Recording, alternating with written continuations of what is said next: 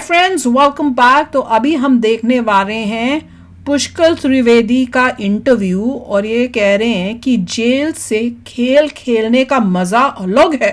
अरे बाप रे, अंदाज बदल कर दिखाया है, ठोका कैसे जाता है?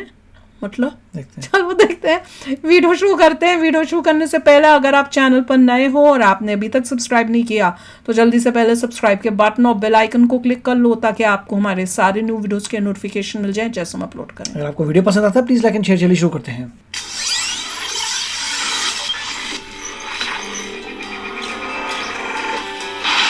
अगर अभिनंदन को कुछ हो जाता वहां पर और पाकिस्तान इसमें ढीला पड़ जाता तो वास्तव में पाकिस्तान जो है खत्म हो जाता। वो तो मोदी जी ने सोच के रखा हुआ था, तभी तो उनकी टंगे कांप रही थी संसद में। पाकिस्तान को हमने चारों तरफ से घेरा हुआ था। जब आप बता रहे हैं कि पाकिस्तान को हर तरफ से घेर रखा ना, तो सिहरन पैदा हो रही है मेरे पे। 100% मैं आपको आश्वस्त करता हूँ कि अगर ये अभिनंदन को वापस न करते तो युद्ध होता बहुत बड़ा, और उस समय सरकार का मूड भी यही था। अफगानिस्तान में थे हमारे लोग, हमारे रक्षा मंत्री, प्रधानमंत्री, चीफ ऑफ एयर स्टाफ, उन्होंने जिस प्रकार का शौर्य दिखाया कि अभिनंदन को कुछ हो जाता तो भारतीय सेना इतने उफान पे थी कि वो इनके कलेजे फाड़ के इनका दिल निकाल के खा जाती। कलेजे फाड़ के दिल खा जाती, तभी भागे गए। ठोक दिया जाके, क्योंकि शेर और लकड़बग्घा में यही अंतर है। तो भैया वॉरियर बनना है तो वॉरियर की तरह बिहेव करो ना। अभिनंदन का शौर्य तो अप्रतिम है ही। जल सेना, थल सेना, वायु सेना का हर अधिकारी अपनी जान यही चाहता है कि हम दुश्मन की गोली से मरें।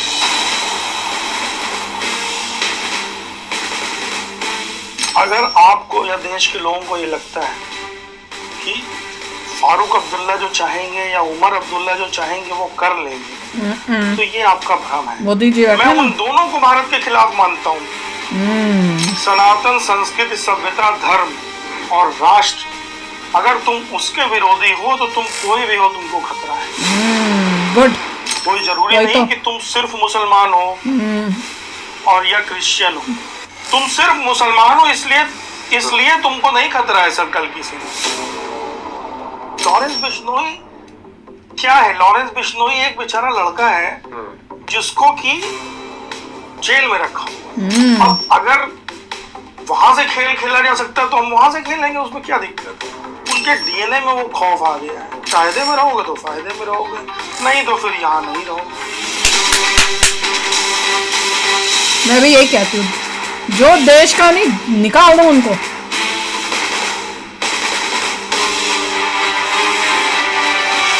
अच्छा बोला है। Wing commander retired. Oh, air force.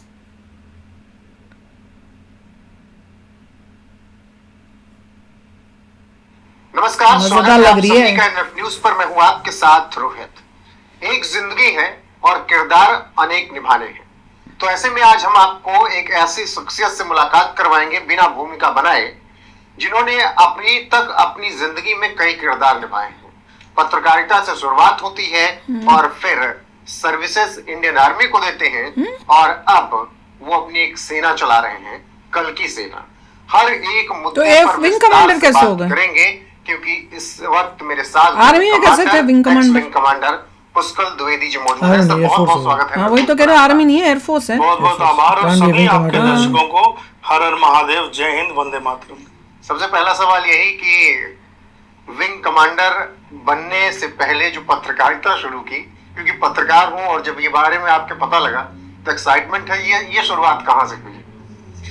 देखिए, पढ़ने लिखने का शौक बचपन से था और हमेशा मुझे लगता था कि कुछ ऐसा करना चाहिए जिससे चार लोगों का भला कर सके।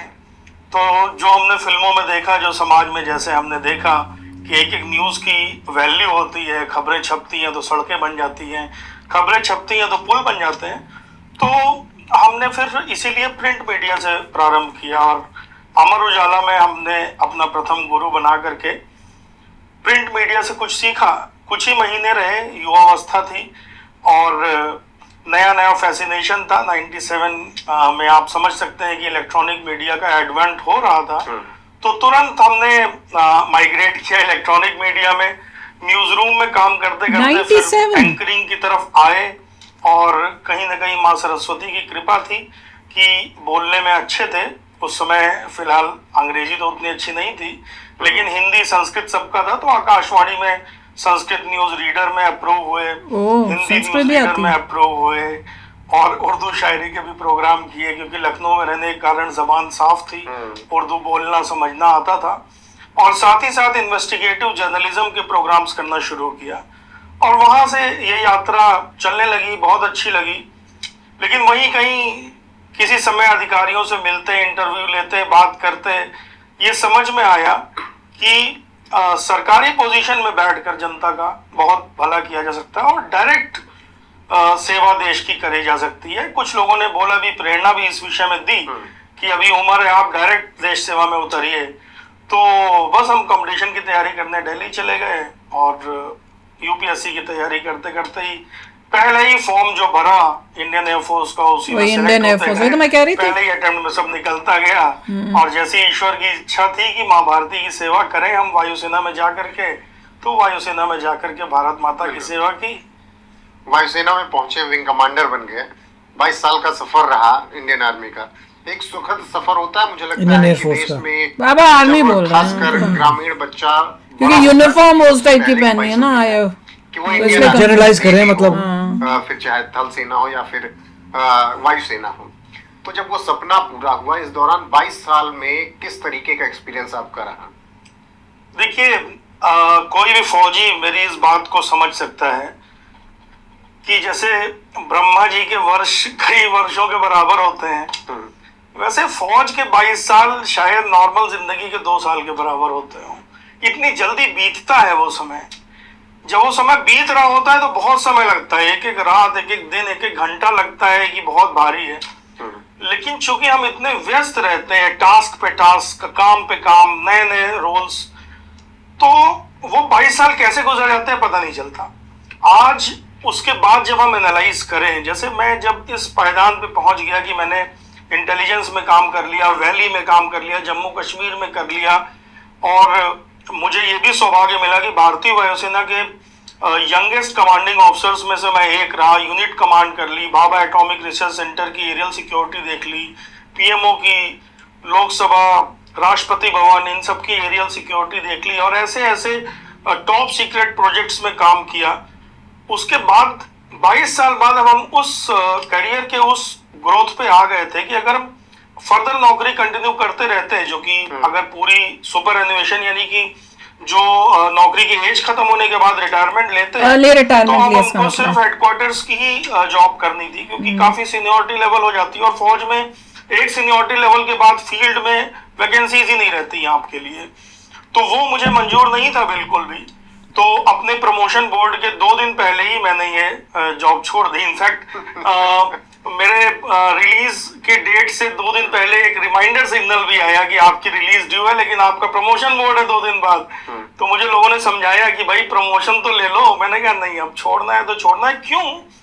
क्योंकि मैं आपको एक्सप्लेन करूंगा कि इतना समय नहीं है हमारे पास कि हम आप बैठ के तमाशा देख सके। तो मुझे तमाशबीन नहीं बनना था। पत्रकारिता छोड़ के अगर मैं फौज में आया, फौज में घोर कर्म, जिसको गीता में बोला है कि घोर कर्म में लगे हमने सब कुछ किया, अपनी जान की बाजी लगाई, अपनी रैंक की बाजी लगाई, हर तरह के रिस्क लिए। वो इसलिए क्योंकि अब समय नहीं है, और वहां पे बैठ के हम टेबल वर्क करें या ब्यूरोक्रेटिक काम करें, वो मुझे मंजूर नहीं था। और तभी हमने फौज छोड़ी, और जो हमारा ड्रीम प्रोजेक्ट था एक सेना बनाने का, एक कल की सेना के रूप में, वो हमने फलीभूत किया। तो अपनी कोई सेना बनाई है कि गवर्नमेंट के अंदर बनाई है? गवर्नमेंट के अंदर ही होगी, ऐसे तो अपने बना नहीं सकते। जब विंग कमांडर की एक सर्विस होती है तो थोड़ा समझाइएगा काम कैसे करना होता है, क्योंकि जब से अभिनंदन वाला केस आया देश में, लोगों ने बहुत ज्यादा अपनी बनाई है, मतलब अपनी मतलब विद इन द एयरफोर्स होगी या कुछ होगा। ऐसे थोड़ा कोई अपना बना सकता है, क्या जिम्मेदारी? नहीं, with in the government. You can't ऐसे जस्ट मेक आफ्टर रिटायरमेंट। की संरचना थोड़ी अलग है, थल सेना की अलग है, और वो है, मुझे नहीं पता, वो तो जल सेना है, उसकी संरचना थोड़ी अलग है। मर्सिनरी तीनों सर्विसेज की जो डिमांड्स हैं वो अलग अलग हैं। तो अगर आपका प्रश्न सिर्फ भारतीय वायुसेना है, तो मैं भारतीय वायुसेना में आपको उसके आधार पे बताऊंगा कि देखिए वायुसेना के अंदर डिफरेंट डिफरेंट ब्रांचेस होती हैं, अलग अलग ब्रांचेस होती हैं।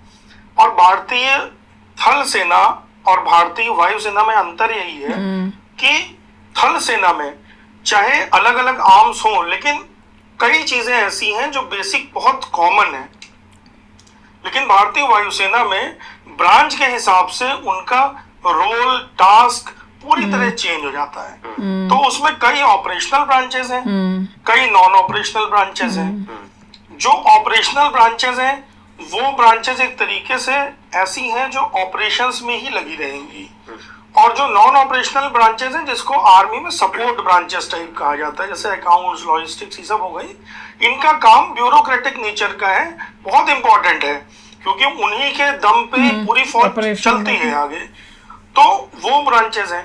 तो ऐसे करके ब्रांच में डिवीजन होता है। उसके अलावा कई कोर्सेज भी होते हैं जो इंटरमिंगल होते हैं, जैसे कोई नॉन ऑफ ब्रांच वाला भी करके उसमें जा सकता है। बहुत सारी अपॉर्चुनिटीज होती हैं अलग अलग स्ट्रीम्स में काम करने की। कोई यूएवी स्ट्रीम में जाता है, कोई किसी और स्ट्रीम में जाता है, कोई इंटेलिजेंस में जाता है। तो इस तरह करके आप समय समय पे अपने रोल एंड टास्क बदल भी सकते हैं। तो भारतीय वायुसेना की खूबी ही यही है कि 20 साल में आप 50 तरीके के अनुभव ले सकते हैं। हो सकता है 4 साल आप इंटेलिजेंस का टेन्योर करें, उसके बाद 3 साल आप यूएवी टेन्योर में चले जाएं, उसके बाद आप एडी टेन्योर में चले जाएं, उसके बाद आप प्योर सिक्योरिटी टेन्योर में चले जाएं, फिर आप मिसाइल यूनिट कमांड करने लगे। यानी कि आपको एक वाइड एंड वेरिड एक्सपीरियंस देती है डिफरेंट मोड्स ऑफ वॉरफेयर में।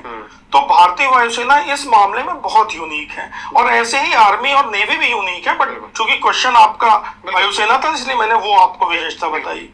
इस दौरान जब 22 साल आपने वायुसेना को दिए, तो कभी ऐसा लगा, कोई ऐसा मिशन रहा जब लगा हो, हालांकि मैं यहाँ पर पहले बोल दे रहा हूँ, किसी सैनिक के लिए जान देना उसके सुहाग के बराबर होता है। वो कहता है कि मेरा सुहाग है, मैं गले लगा सकता हूँ, लेकिन कभी ऐसा आया कि अब जिंदगी मुश्किल में? तो बहुत बार आया है। देखिए जिंदगी मुश्किल में तो इतनी बार आई है कि उसके बारे में सोचना ही हमने छोड़ दिया। सैनिक सोचते भी नहीं ना वैसे। कोई भी फौजी एक दो बार ये बात सोचता है और उसके बाद उसको ये लगता है कि अब जो बाकी जिंदगी है तो भगवान की दिया हुआ उपहार है। ठीक है, इसीलिए हम ये मान के चलते हैं, जैसे शिव के गण हैं वो मान के चलते हैं कि हम समाप्त हैं। तो अब ज्यादा चीजें तो मैं बता नहीं सकता। देखिए मैंने सर्विस रिसेंटली छोड़ी है और बहुत सारी चीजें अभी डिक्लासिफाइड है, बट मैं एक आपको छोटी सी घटना बताता हूँ जेएनके के मेरे टेन्योर की, और जिससे आपको अंदाजा लगेगा कि किस तरह होता है। तो इंटेलिजेंस के टेन्योर में होता यह है कि इंटेलिजेंस में एक अलग तरीके की डिमांड होती है, और उस डिमांड को पूरा करने के लिए आपको हर हद तक जाना पड़ता है। यानी कि आप पूरी तरह से अपने सुरक्षा के प्रति सचेत रह के वो कार्य नहीं कर सकते। तो ऐसे ही मुझे, हम लोग एक किसी विषय में काम कर रहे थे, बहुत बड़ा मैटर था वो, और नेशनल सिक्योरिटी का मैटर था, और बाद में हमने उसमें विजय पाई, कल्मिनेट किया, और बहुत ही बड़ा वो एक ऐसा मैटर है कि जब भी भगवान डिक्लासिफाइड करेगी तो बहुत बड़ा मैटर जनता के सामने निकल के आएगा जो हमारी फोर्सेस की ताकत को दिखाता है। एनीवेज, तो हम लोग उस मैटर पे लगे हुए थे। तो मेरे पास रात में फोन आया लगभग 10 सवा 10 बजे मेरे एक इन्फॉर्मर का। तो उसने मुझसे बोला कि सर बहुत जरूरी इंफॉर्मेशन आपको देनी है, आप आ जाइए इस संदर्भ में। तो मैंने उसको पहले बोला कि जेएनके वैली के अंदर 10 साढ़े 10 बजे एकदम नीम अंधेरा रहता है। तो उसने मुझसे, मैंने उसको बोला कि कहाँ आना है, मुझे लगा कि शायद आसपास कहीं बुला रहा होगा। तो उसने मुझे बुलाया, एक सभा कदल का एरिया है जो कि डाउनटाउन में आता है, यानी कि काफी टेररिस्ट इन्वेस्टेड एरिया माना जाता है वो। और रात में वहां पर सारी फोर्सेस हट जाती है, यानी आपको वहां कोई फोर्स मिलेगी नहीं। उस समय ये मैं बात कर रहा हूँ जब कांग्रेस का शासन था, 2010 की बात है। तो उसने मुझे बोला कि सभा कदल में आप आ जाइए ब्रिज के नीचे। आने का तो नहीं था कुछ। तो मैंने उसको पूछा तू वहां क्यों बुला रहा है? तो उसने बोला कि मुझसे ये खाला बीमार है और कुछ कुछ करके उन्होंने कोई और ही चाल। तो मैं समझ गया कि इसकी इंटेंशन तो कुछ सही नहीं है। मैंने बोला ना मैं वहां जाऊंगा और उतनी रात में वहां जाने वाला मैं अकेला आऊंगा उस ब्रिज के नीचे, तो कोई भी एम्बुश करके मार सकता। तो मैंने अपनी टीम को बुलाया, मैंने बताया ऐसे ऐसे मैं जा रहा हूँ। टीम ने मुझसे मना किया कि नहीं सर मत जाइए, वही। माइट बी अ ट्रैप, या, जो कि वो लग भी रहा था मुझे trap। भी लगा। लेकिन मैंने कहा कि ऐसे काम होता नहीं है एक्चुअली, क्योंकि मैं अगर नहीं जाऊंगा और उसे कुछ इन्फॉर्मेशन देनी है, वही तो। वो सही हुआ अगर 1% भी, तो हम उस इन्फॉर्मेशन को लूज करेंगे, साथ ही साथ हम उस खबरी को भी लूज करेंगे। तो मैंने कहा कि नहीं मैं जाऊंगा, और मैं अब चला गया। उसके बाद बाइक उठाई मैंने, चुपचाप AK-47 फिरंग के अंदर अपनी डाली, बाइक उठा के मैं निकल गया। रास्ते में डल लेक पड़ती है और वहीं पर मंदिर है जो शंकराचार्य पहाड़ी के ऊपर शिव जी का। तो उन दिनों तो इंटेलिजेंस में था, और अब तो मुझे बताने में क्या परहेज की फौजी जीवन था, इंटेलिजेंस में था। कभी कभी सिगरेट में स्मोक करता था, और मेरा एक स्पॉट था वो डल लेक में, शंकराचार्य पहाड़ी के नीचे एक डल लेक में स्पॉट था, मैं वहां स्मोक करता था कभी कभी। तो मैं वहां पहुंचा, मैंने कहा एक स्मोक मार लेता हूँ, हो सकता है आखिरी जिंदगी का हो स्मोक। My God। तो मैंने स्मोक मारते मारते मैं मंदिर में ऊपर देख रहा था भगवान को। मैं कह रहा था भगवान क्या चाहते हो, जो भी आप चाहते हो चलो वही हो। मुझे उस फोन आया तुरंत, और उसी खबरी का फोन था। मैंने फोन उठाया तो उसने कहा कि साहब कहाँ हो आप? मैंने कहा बस आ गया हूँ। वहां से जो उसने लोकेशन बताई थी हार्डली 3-4 मिनट का रन था। तो मैंने कहा बस मैं 5 मिनट पहुंच जाऊंगा। बोला हाँ सब आप आ जाओ। तभी मुझे भगवान से कुछ प्रेरणा मिली। मैंने कहा देख भाई ऐसा है, नाम तो उसका मैं नहीं बोलूंगा अभी यहाँ पर, ठीक है। तो मैंने उसको बोला कि देख ऐसा है, मैं तो आ जाऊंगा, और मुझे पता है 90% तूने अम्बुश किया होगा। रात में पतली सड़क में ब्रिज के नीचे एक मोटरसाइकिल आएगी और तुम कहीं भी छुप के मार दोगे, मैं अपनी बंदूक भी नहीं निकाल पाऊंगा, तो तुम मुझे मरवा सकता है। तो मुझे बोलने लगा कि नहीं नहीं साहब ऐसे कैसे आप बात कर रहे हो, भरोसा नहीं किया। मैंने कहा बेटा अगर भरोसा नहीं होता तो मैं तेरे पास आता नहीं, लेकिन मैं तुझे सिर्फ इतना बता रहा हूँ, तुझे 2 मिनट का टाइम दे रहा हूँ, तो अपने घर फोन कर ले और उनसे पूछ ले कि वो घर घेरा हुआ है कि नहीं हमारे लोगों ने। अगर मैं 8 बजे तक नहीं पहुंचा तो तेरे घर में एक बच्चा भी नहीं बचेगा। तो 2 मिनट बाद मुझे तू फोन कर।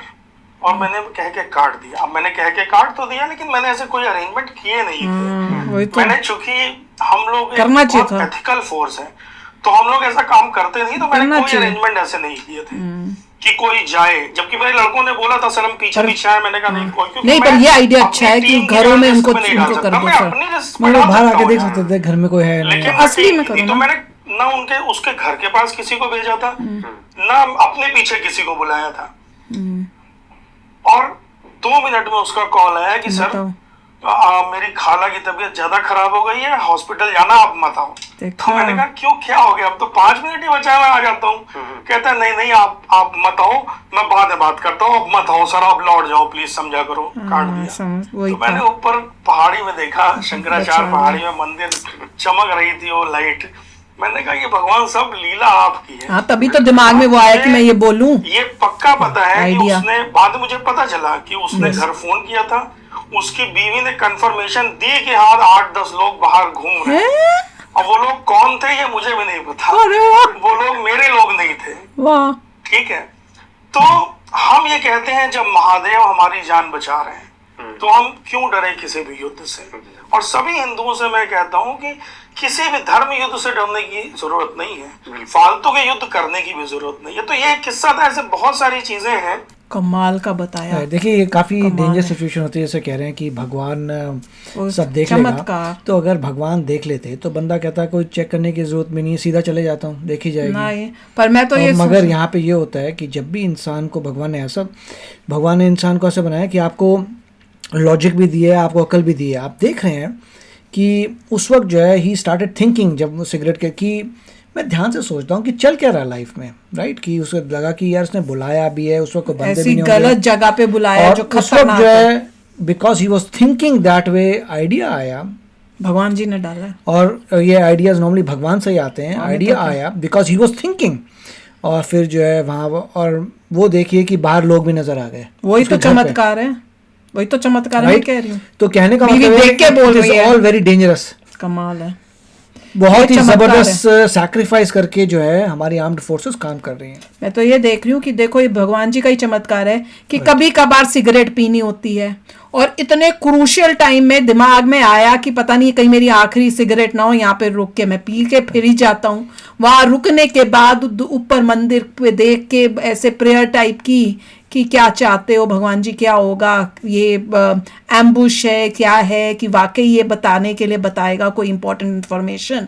और उस टाइम माइंड में इतनी कमाल की चीज आनी कि भाई वो जो जब वो और फोन भी उस टाइम उसका आ जाए, ये भी तो हो सकता था फोन ना आए, वो वहीं पे वेट कर रहा होता, पर उसने फोन भी किया पूछने के लिए कि भाई तुम आप कहाँ पे हो। तो अब दिमाग में ये आइडिया आना कि भैया तेरे घर को जो है मेरे लोगों ने जो है पूरी तरफ घेरा हुआ है, अगर मेरे को कुछ हो गया वहां आकर तो वो तेरे पूरे खानदान को खत्म कर देंगे। आइडिया या ना ऐसे करना चाहिए, वैसे वो रियलिटी में यही करना चाहिए। ये करना चाहिए कि जब किसी अगर बाय चांस उस वक्त आइडिया नहीं आता है, सोचते भगवान देख लेगा, I will just go over there, I don't care, भगवान देख लेगा। यही करना चाहिए सबको। It's not gonna work out. आपको सोच समझ के ही करना पड़ेगा।